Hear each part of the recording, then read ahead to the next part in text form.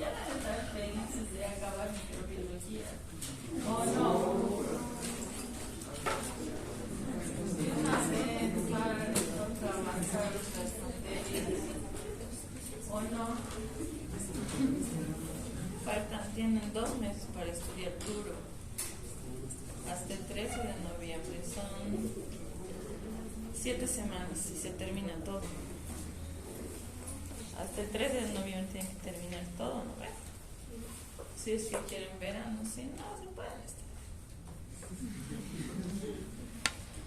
En fin, bueno, como ustedes han visto, en esta última etapa estamos viendo enfermedades que no son muy frecuentes, pero existen. Y no significa que no debamos saberlo porque existen casuísticas.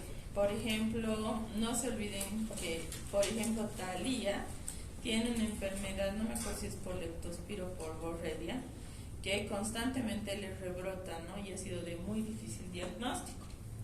Y algunos otros famosos que se van ahí a vacacionar a las nieves, los nevados, se enferman de riquecias y otras bacterias que son menos frecuentes epidemiológicamente, pero existen. Y muchas de ellas son transmitidas por vectores o son zoonosis que se transmiten entre animales y personas y que no son de muy fácil diagnóstico, pero existen.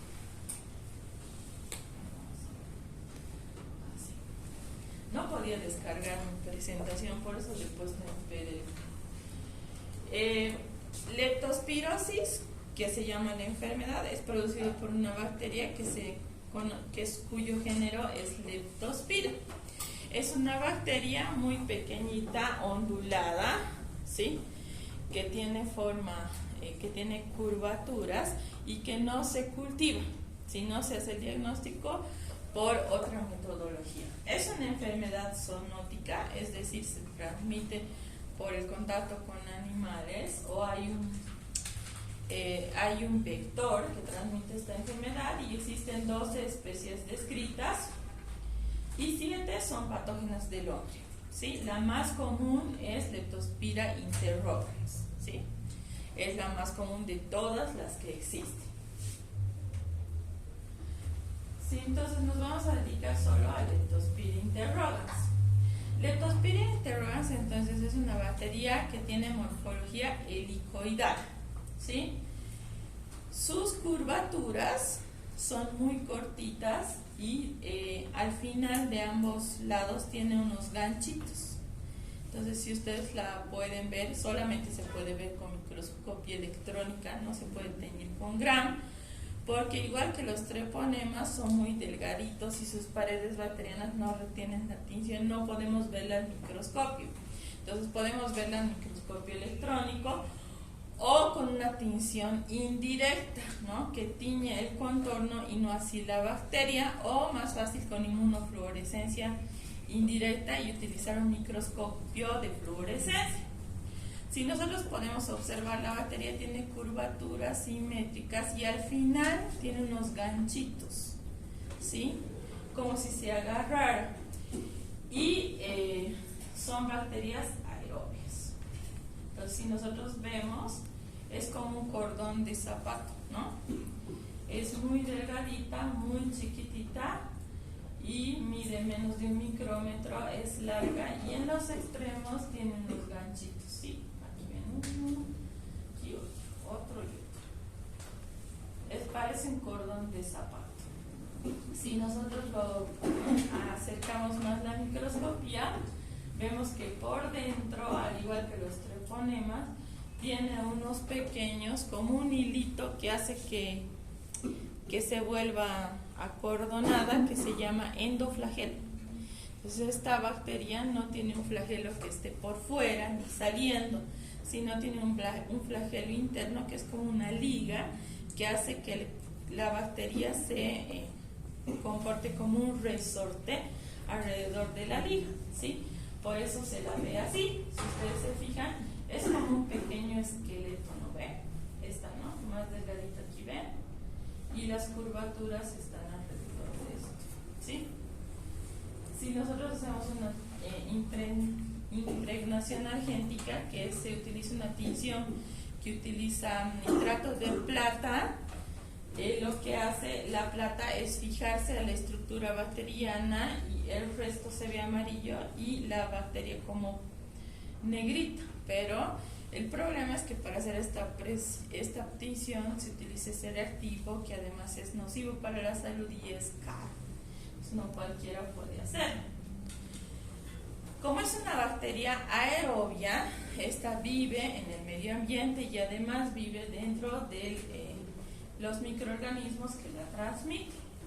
En algún caso puede desarrollar en medios de cultivo, sin embargo, estos medios de cultivo tienen que ser muy específicos y supre enriquecidos, y mejor si desarrolla medios de cultivo celulares. Por tanto, no se hace un diagnóstico por cultivo tradicional, sino se hace un diagnóstico que es mucho más barato, mucho más rápido y eficiente por la prueba de ELISA, buscando los anticuerpos o los antígenos, o por biología molecular, que buscamos la característica del genoma.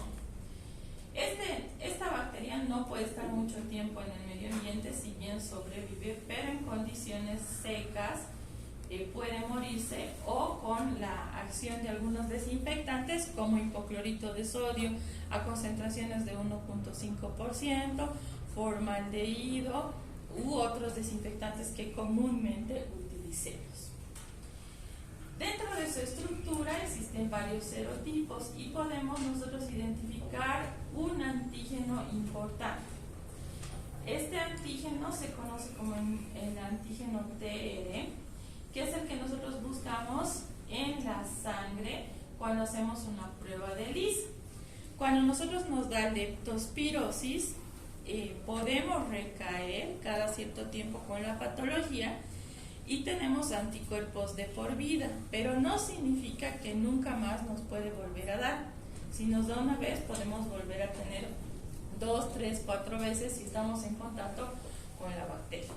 Esta, como es una enfermedad rarita, no se diagnostica en un laboratorio particular común, sino debe reportarse o notificarse en laboratorio de referencia, en el caso de la ciudad de La Paz, en el INASA, donde se va a hacer el diagnóstico correspondiente. Hemos dicho que es una zoonosis y por tanto existen animales que son los hospederos intermediarios. En este caso, el más común son las ratas. Los perros, bovinos, porcinos, equinos y ovinos, que son animales de granja de sangre caliente, también son los portadores de esta bacteria. Esta bacteria ha sido famosa por causar muchas epidemias y en muchas películas y series antiguas donde había infestación de ratones estaba presente. ¿Se acuerdan? Hay un capítulo de la familia Ingalls donde no sé si han visto, ustedes son muy jóvenes. ¿Alguien ha visto la familia Ingalls? Ah, ya. ¿Han visto? Hay un capítulo donde se infestan de ratas los depósitos donde guardaban el trigo, ¿verdad? Se infestan de ratas y todos empiezan a enfermarse y los van poniendo en la iglesia, ¿no ve? Uno al lado del otro con fiebre y se ponían ictéricos amarillos. Esa es la leptospirosis. Entonces, generalmente donde hay infestación de ratas, las ratas eliminan la leptospira en la orina y la orina infecta o contamina los alimentos y nosotros comemos ese alimento que tiene orina con leptospiras y nos enfermamos de leptospirosis, ¿sí? Las secreciones de los animales como la saliva y la orina son los que tienen la concentración de leptospira que al entrar en contacto con el cuerpo humano nosotros las ingerimos y entra por el tracto gastrointestinal.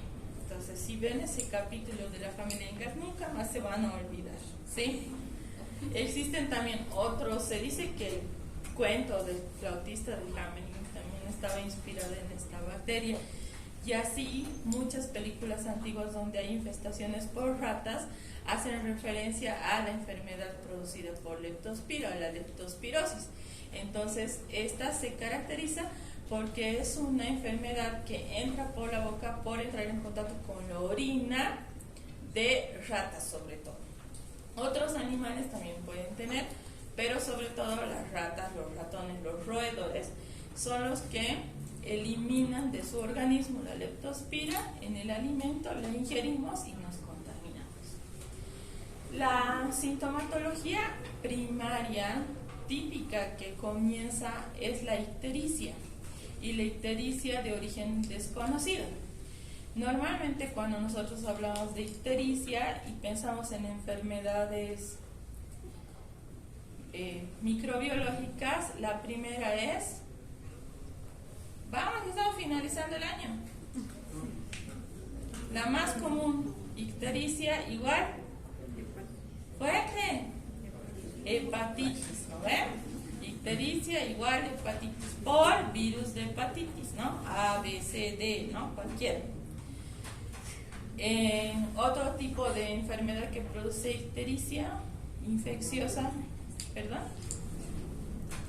Algunas enfermedades producidas por virus herpes cuando son muy graves, ¿sí?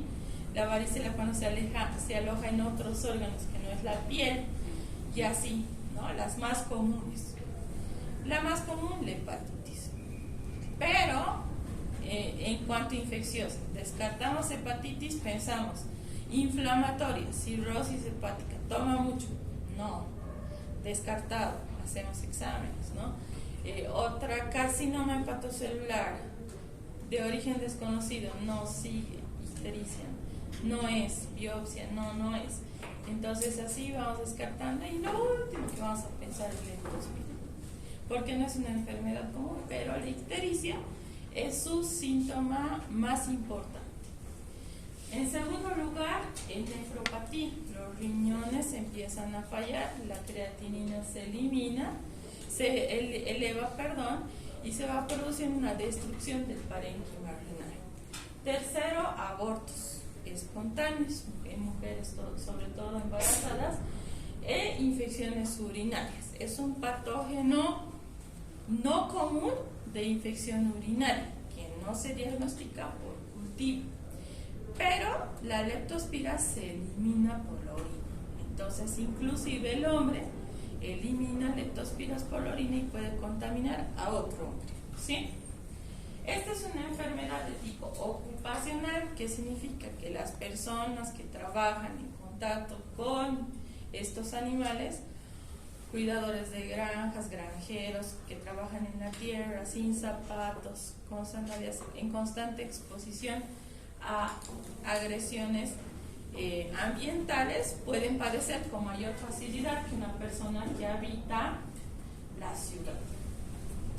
La leptospirosis es una enfermedad de las zoonóticas, las que se distribuyen en casi todo el mundo, aunque no es frecuente. En algún caso es una enfermedad que produce brotes dependiendo las temporadas, ¿no? Cuando hay más ratones es cuando hay calor, ¿verdad?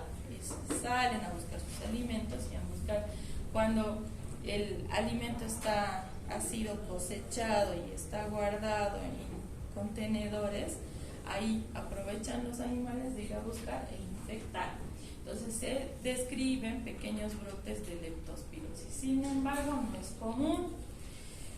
Es más frecuente cuando es la época de lluvias, porque normalmente estos roedores tienen sus madrigueras o debajo de la tierra, ¿no? Los ratones en el campo viven debajo de la tierra, donde están los árboles, ahí hacen sus cuevas, no viven encima. Entonces, cuando hay inundaciones, se cubre donde viven y esas empiezan a salir y sus depósitos de alimentos empiezan a mermar. Entonces, estas van a buscar el lugar donde el hombre guarda lo suyo y ahí hacen pis, eliminan la leptospira y contaminan. Los fenómenos del niño, de la niña, etcétera, son aquellos que llevan y propagan con mayor facilidad este tipo de enfermedades emergentes. La leptospira ingresa por lesiones cutáneas, por la conjuntiva, por la mucosa nasal, por la boca, por esos lugares ingresa y puede producir infecciones subclínicas, que significan que no tenemos ningún síntoma, que puede pasar desapercibido, o infecciones clínicas que tienen síntomas agudos y graves que pueden llevar hasta la muerte. Normalmente tiene un tiempo de incubación muy cortito, entre 2 días y 48 y 72 horas, dependiendo de la concentración, pero puede llegar hasta 30 días. ¿Qué nos debe llamar la atención? La ictericia y la inyección conjuntival. ¿Qué sucede? Normalmente cuando tenemos gripe fuerte o COVID, nos duele la cabeza, empezamos a llorar, nos sale moco por la nariz y nos tocamos los ojos y nos duele hasta aquí atrás, ¿verdad? Cuando tenemos influenza grave. ¿Alguna vez les ha dado? ¿O no? Pero COVID sí. Hay un dolor muscular que les duele todo. O se tocan así y ya les duele, les hace saltar. Y abren los ojos, pero están sus ojos normales, un poco llorosos. En este caso vamos a ver la conjuntiva ictérica y los ojos sobresalidos, ¿sí? Saltones. Así como el exministro de sí, pero amarillos, ¿sí? Para que se acuerden. Entonces ahí, inyección conjuntival y más ictericia, probable leptospira, ¿sí? Esta enfermedad puede evolucionar de dos formas. Una de forma benigna, en la que se cura sola, sin intervención del hombre, y otra de forma grave, que precisa la intervención de los médicos. Una enfermedad benigna, que solo pasa como un síndrome gripal, dura entre 4 a 6 días, me siento mal, dolor muscular, no me levanto de la cama, un poco de dolor de cabeza, me siento un poco pesado, amarillo descompuesto y se me pasa, como un virus gripal. Pero puede remitir, pasan 2-3 semanas de nuevo, 1 o 2 meses de nuevo y así puedo seguir en ciclos, ¿sí? O una enfermedad que curse y en vez de mejorar va empeorando, los síntomas van sumando y se va agravando la paciente.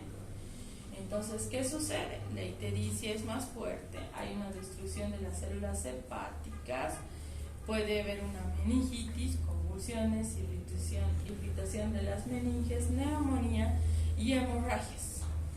Me tocan aquí, me sale un hematoma, voy al baño, tengo hematuria, voy a defecar, hago heces con sangre y no existe una causa aparente. Poco a poco va empeorando mi situación porque voy a tener ascitis, me empiezo a hinchar, va fallando mis riñones, va fallando mi hígado, me empiezo a poner más amarillo, más irritable, no tolero los alimentos y puedo llegar a la muerte. Entonces, sí es la leptospirosis. La muerte puede ser por una cirrosis hepática o una hemorragia no controlada. ¿Cómo nosotros diagnosticamos? Generalmente hay 3 tipos de lesiones que podemos ver en una biopsia, tanto hepática como de lugares afectados, como el riñón. Vamos a observar una vasculitis, una inflamación de los vasos, pequeños complejos inmunes que destruyen el tejido y la presencia de la endotoxina que se puede ver por inmunofluorescencia. En segundo lugar, por más de que nosotros demos antibióticos, como la condición del paciente es grave, no hay mejoría. Y este tipo de síntomas o el síndrome de destrucción hepática puede durar más allá de las 3 semanas, es decir, volverse una enfermedad crónica. Entonces vemos un paciente totalmente amarillo con las mucosas como la conjuntiva, que es la primera que se pone amarilla, ictérica, ¿no? Un edema macular y saltan los ojitos. Si ustedes ven acá, si levantamos los párpados superiores, podemos observar pequeñas hemorragias oculares acompañadas de ictericia, ¿no? Es lo más frecuente en la leptospirosis. Si obtenemos un riñón, vamos a ver que un riñón normal tiene 2 zonas, ¿no? La corteza y la médula. En este caso, la parte medular está destruida porque aquí se localizan los complejos inmunes, la unión antígeno-anticuerpo de la leptospira, y el sistema inmune, como no reconoce el tejido renal como propio lo va destruyendo, entonces se va presentando una nefropatía. El paciente va a quedar internado con una falla hepática y su nombre de la leptospirosis es enfermedad de Weil o Weil-Felix en algunos libros, dependiendo del libro que ustedes leen. Entonces, la leptospirosis también se conoce como enfermedad de Weil. No se olviden que en la medicina, antes de que la modernidad viniera, cuando yo todavía era estudiante, hace muchos años, todavía los epónimos eran comunes. Entonces la mayoría de las enfermedades tienen nombres de las personas que las han descrito. Enfermedad de Weil, enfermedad de Lyme, bacilo de Koch, de tuberculosis y así, ¿no ve? Entonces, en este caso, la enfermedad de Weil. Es por eso que la prueba serológica que se utiliza para diagnosticar leptospirosis es la prueba de Weil-Felix, ¿sí? Que es una prueba que se busca los anticuerpos en la sangre, que es como el VDRL, igualito, pero con antígenos de leptospirosis, ¿sí? ¿Para qué se utiliza el VDRL? Diagnóstico de... de examen. Treponema. Muy bien, de sífilis, ¿no? Treponema, eso van a ver en ginecología de nuevo, porque si es tamizaje para sífilis. Y en hematología de nuevo, y también en neurología de nuevo, porque van a ver las ITS. Entonces, en el caso de la leptospirosis se llama prueba de Weil-Felix, ¿sí? Que busca los anticuerpos en la sangre. Aquí tenemos una inyección conjuntival con destrucción de los vasitos, hemorragia, ¿no? ¿Cómo hacemos el diagnóstico? Entonces nosotros lo que tenemos que buscar es los anticuerpos en los líquidos orgánicos. En la primera semana podemos hacer una búsqueda tanto en la sangre como en el líquido cefalorraquídeo como en la orina, y podemos utilizar estos medios de Fletcher, Stewart y MG para el diagnóstico de leptospira en medio de cultivo. Sin embargo, es complicado, es caro y tarda mucho. Entonces preferimos utilizar los métodos indirectos de búsqueda de anticuerpos. Buscamos anticuerpos con la prueba de Weil-Felix, ¿no? Que los anticuerpos incrementan 4 veces en las 3 primeras semanas y podemos hacer el diagnóstico por ELISA o contra inmunoelectroforesis. Aseguramos el diagnóstico. El PCR nos ayuda porque encontramos el DNA de la bacteria, pero debemos notificar inmediatamente al laboratorio de referencia para que se notifique como una enfermedad epidémica, ¿no? La leptospirosis en su fase aguda o septicémica podemos hacer un hemocultivo o un urocultivo, pero no conozco ningún laboratorio que tenga los medios para hacer el aislamiento de la bacteria. Lo mejor es detectar los anticuerpos en el suelo o utilizar prueba de PCR en tiempo real y hacer un diagnóstico adecuado, rápido de la leptospirosis. En algún caso, nosotros podemos utilizar la inmunoperoxidasa, que se vierte en los tejidos y se observan las lesiones, ¿no? Tanto en el hígado como en el riñón. Vemos las zonas de necrosis producidas por lo conglomerado antígeno-anticuerpo. En algún caso podemos hacer una prueba de aglutinación de inmunoelectroforesis y vemos en este caso que es positiva porque las zonas negras nos dejan ver que en estos acúmulos se encuentran aglutinadas los antígenos y anticuerpos contra la leptospira. En este caso no hay, por eso no hay unión. ¿Cómo hacemos el tratamiento? El tratamiento se hace básicamente con penicilina. Vamos a disculpar 2 segundos, ¿ya?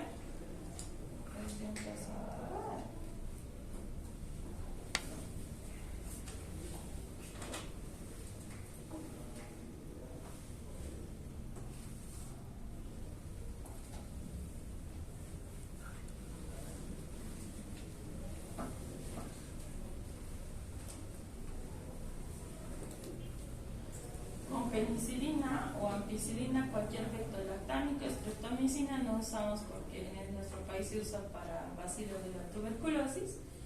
Y sintomático, ¿no? Evitar la fiebre con paracetamol, ibuprofeno no, porque es más hepatotóxico. Sintomático para el dolor se da algo, sedación, se mete a la UTI, hace diálisis para eliminar más rápido las bacterias de la sangre. Y no existe la vacuna para el ser humano, pero sí existe la vacuna para los animales de granjas. Entonces hacer vacuna de los animales y esterilizar muy bien el material que se utiliza en las personas. Igual que la hepatitis, pues cuando han debido ver hepatitis A, les han debido recomendar que todo el material de uso personal de un enfermo es solo para uso de esa persona. En este caso lo propio, todo el material que se utiliza, esterilizar y usar, ¿sí? Segundo, la Borrelia es una bacteria, van a disculparte, es un paciente que me está dando, ¿bien?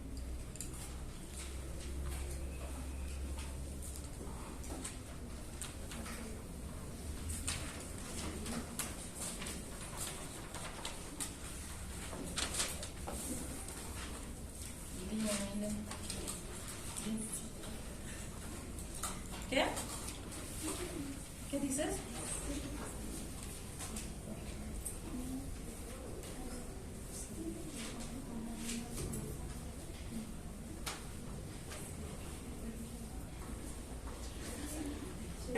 La Borrelia burgdorferi es otra agente causal de otra enfermedad que se conoce esta se llama enfermedad de Lyme, la anterior era de Weil, esta es enfermedad de Lyme.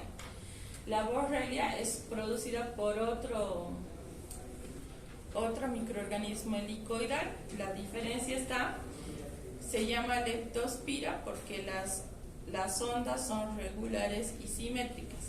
Y al final tienen unos ganchitos. En la Borrelia las ondas son irregulares, asimétricas, ¿sí? También en algún caso puede terminar en ganchito, pero no en todos. A esta bacteria igual la podemos ver por tinciones indirectas, impregnaciones o microscopía de campo oscuro, ¿no? La Borrelia burgdorferi o borreliosis o enfermedad de Lyme se transmite por las garrapatas, ¿no? ¿Dónde encontramos las garrapatas? ¿Perdón? En los ovinos, en todos los animales de sangre caliente pueden tener garrapatas, pero en las zonas de calor, ¿no? Donde hay humedad o calor. Cuando vayan a hacer su provincia, Joroy, Cocarnar, Sapecho, por ahí, muchas veces vuelven con garrapatas o van a ver a los perritos, gatitos, ovejitas con un lunar y cuando se acercan son unas patitas, ¿no? Esas son las garrapatas, o las personas también les suben las garrapatas. Las garrapatas tienen la virtud de que introducen su cabeza, ¿no? Debajo del epidermis y pueden vivir ahí succionando tu sangre. Si no te das cuenta, están ahí, ¿no? Es una bolita que va creciendo que parece un lunarcito. Cuando ves con la lupa o a simple vista, ves unas patitas que se mueven, ¿no? ¿Cómo sacan las garrapatas en el campo? Lo jalan con pinzas, se queda la cabeza y vuelve a crecer. ¿Cómo sacan? Hay que tener cuidado de sacar con cuidado toda la cabecita, ¿no? Porque las pinzas se quedan ahí. Algunas agarran, hacen un tubito de papel higiénico y fuman allá adentro, ¿no? Y tapan, le quitan el oxígeno.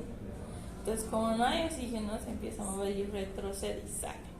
O en algún caso, agarran una vela y le calientan el traserito, la garrapata, ¿no? Y la garrapata retrocede y sale, pero de verdad así se está sacando. Cuando ustedes vean, van a sacar, le van a meter el formol y después van a traer para que veamos en el estereomicroscopio cómo es una garrapata. Han debido ver en parásito, no han visto. Garrapatas, ¿no ven? Entonces son de diferente, dependiendo su estadio, son de diferente tamaño Y las garrapatas del género Ixodes son las que transmiten la borrelia, ¿no? El ciclo vital de la borrelia, de la garrapata, en realidad, empieza de larva, va a adulto y los adultos liberan las ninfas y así, ¿no? Viven en el ser humano, siempre son ectoparásitos que viven de la sangre de cualquier animal o mamífero de sangre caliente, ¿sí? No tienen una especie. Estas pueden vivir hasta 2 años, así que pueden tener su garrapata y colgar hasta 2 años, alimentándose de su cuerpo. ¿Qué es lo malo? Que si esta garrapata tiene dentro de su cuerpo bacterias, nos contagia las bacterias, ¿sí? Y podemos sufrir, aquí está, ¿no? Ven qué chiquitita. Cuando está dentro del cuerpo está su panza grande, quiere decir sus patitas no se miran, así que van a tener cuidado. Chiquititos, no son muy grandes, son pequeñitas y pueden producir mordeduras de este tamaño.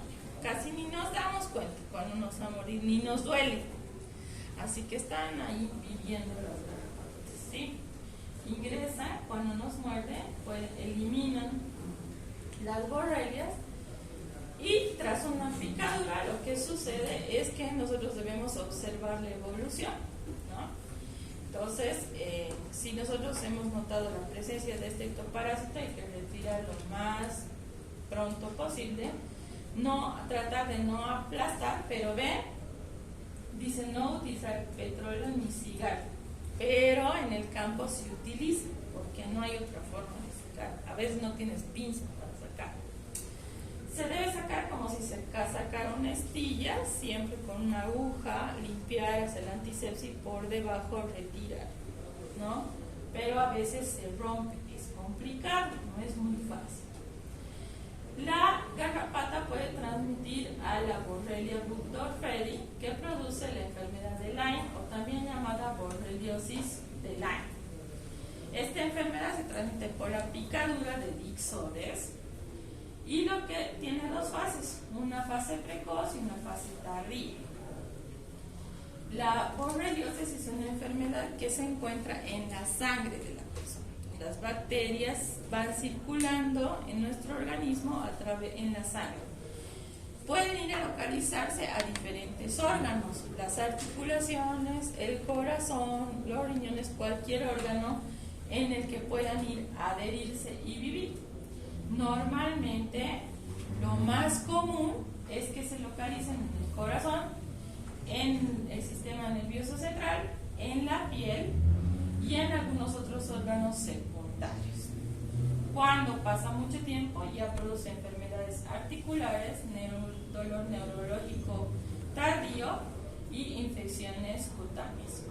¿Qué es el signo más importante? La eritematosis migrante. De pronto aparece una mancha roja que duele un poco, caliente, no se escuece. Acá se pasa, luego aparece acá, luego acá, luego en el tórax y así va migrando, ¿sí? De sitio. ¿Por qué? Porque las bacterias circulan en la sangre. Entonces aquí tienen un eritema migratorio. Eso es lo que produce la borreliosis, eritema migratorio. Entonces, un día está en el tórax, otro en la rodilla, otro en el codo, otro en el muslo, en el antebrazo y así sucesivamente.